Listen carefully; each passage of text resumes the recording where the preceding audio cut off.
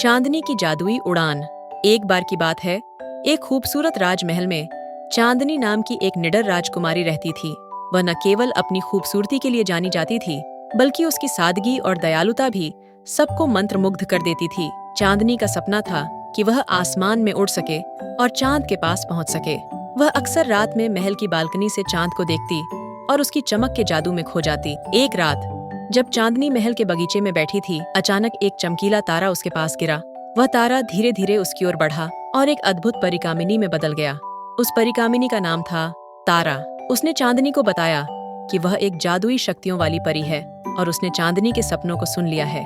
तारा ने चांदनी को यह भी बताया कि अगर वह सच्चे दिल से उड़ने की इच्छा रखती है तो उसे चांद पर जाने का एक अनूठा मौका मिलेगा, लेकिन इसके लिए उसे अपने भीतर की ताकत को पहचानना होगा और अपने सपनों की ओर दृढ़ संकल्प से बढ़ना होगा।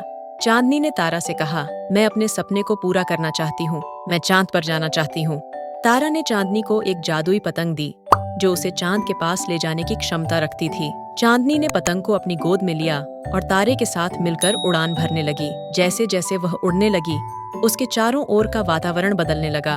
वह बादलों के बीच से निकलती हुई चांद की ओर बढ़ रही थी, लेकिन जैसे ही वह चांद के करीब पहुंची, उसने देखा कि वहां एक काला बादल है जो उसके सपनों को रोक रहा था। वह बादल असल में उसके डर और संदेह का प्रतीक था। चांदनी ने हिम्मत नहीं हारी। उसने अपनी आवाज में आत्मविश्वास भरते हुए कहा, मैं अपने सपने को हासिल करूंगी। तारा ने चांदनी को प्रेरित किया कि वह अपने डर का सामना करे। चांदनी ने अपनी जादुई पतंग को और भी मजबूती से पकड़ा और बादल की ओर बढ़ी। उसने अपने दिल की गहराइयों से आवाज लगाई, मैं सक्षम हूँ, मैं उड़ सकती हूँ। उसकी सच्चाई की ताकत ने काले बादल को हरा दिया और वह चांद के पास पहुंच गई। जब चांदनी चांद पर पहुंची, उसने वहां की खूबसूरती को देखा। चांद की सतह पर चमकती सफेद रोशनी और अद्भुत फूलों ने उसे मंत्रमुग्ध कर दिया। चांद पर रहने वाले अद्भुत जीवों ने उसका स्वागत किया और उसे चांद की जादुई शक्ति का अनुभव कराया।